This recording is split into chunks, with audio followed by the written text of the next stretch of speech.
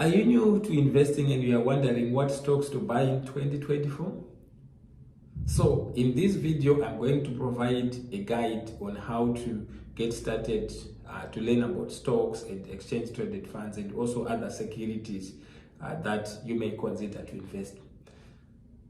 For those who don't know me, my name is Isaac Jonas and I like to talk about personal finance and investing. And for me, investing is personal because when I started investing, I didn't know exactly where to find information.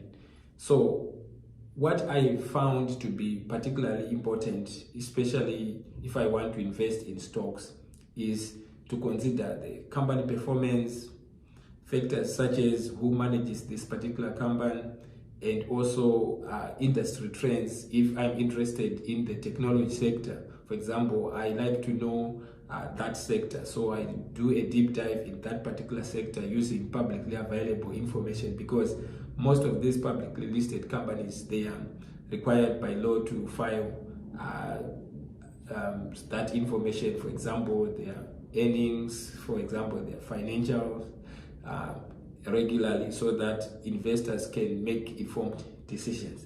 So these key factors, they then increase my ability to understand. And now the key thing that comes into being is knowing when to buy, because at the end of the day, if you buy at the top, if you are going long, in other words, you are buying to hold for a long period of time, and then you buy when the stock is at the top, and when it drops or corrects to what is called the intrinsic value, in other words, the fair valuation, then you most likely lose money.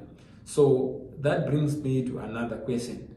About 94% of investors in the US, they fail to beat what is called the S&P 500. Essentially, this is a basket of the top 500 companies that are publicly listed in the United States of America. And these companies, they come from different sectors. For example, the technology sector, they can have, for example, 30% financials, healthcare. So it is broadly diversified. Now, as an index, in other ways, it's just an index, right, that comprises those companies. Now, what fund managers and other hedge funds, what they've done is they create a fund that mimics or tracks that, and they buy the shares that are also in that index fund. And what they do so in equal weighting, and they charge a small fee. Usually for index funds, that's the reason why I like them.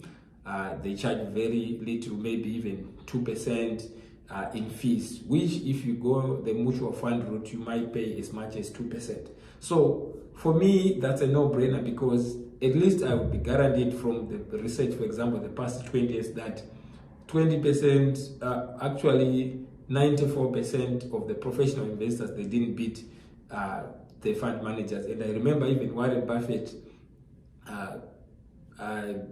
did a bet with fund managers to say, if you can beat the S&P 500, I will give you 1 million, and they all failed to do so. So that's something that, for me, it's something, at least from the history, that shows that. And another important thing as a beginner investor is to, like I do in my case, I like to have cash at least 20% of the overall portfolio, so that if the market drops, for example, if it drops by 10%, what is called a market correction, or if it drops by at least 20%, a lot of people start to panic. So there's a psychological aspect of in investing, because a lot of people, what they do is they just then assume that it's a loss that they have realized. So that's when, if I have that money and I've researched those companies, their financials, who manages them, that's when I get in, and I only get into very few individual companies that are of high quality in the US and Canadian stock markets that I understand. Another thing that I also learned, and that was actually reinforced when I attended the Berkshire annual shareholders meeting in Omaha, Nebraska last week, was that patience, extreme patience. Sometimes just sitting and doing nothing, if you're a long-term investor, is very key. And during that time, that's when I research, those companies, I understand. And I also like to add that I have also come to the realization that, from my experience, that as a long-term focused investor, it is also important to also be thinking short. In other words, to say, what if the market drops? I got this principle from Ray Dalio, who managed one of the biggest hedge fund in the world, actually.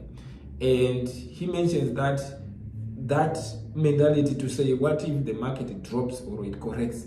Then that brings then the other point to then say, I should probably have some cash and also some bonds, and that depends on the age of that particular investor. In my case, I like to put maybe even 10 or 20% in bonds, but also I like the volatility index, in the sense that I then buy the exchange traded funds like UVIX, which when the stock market, the equities market is dropping, usually there's a lot of volatility, so it goes up. So in that case, it kind of acts as a hedge. So I put a certain percentage, a small percentage in that, and I have some cash.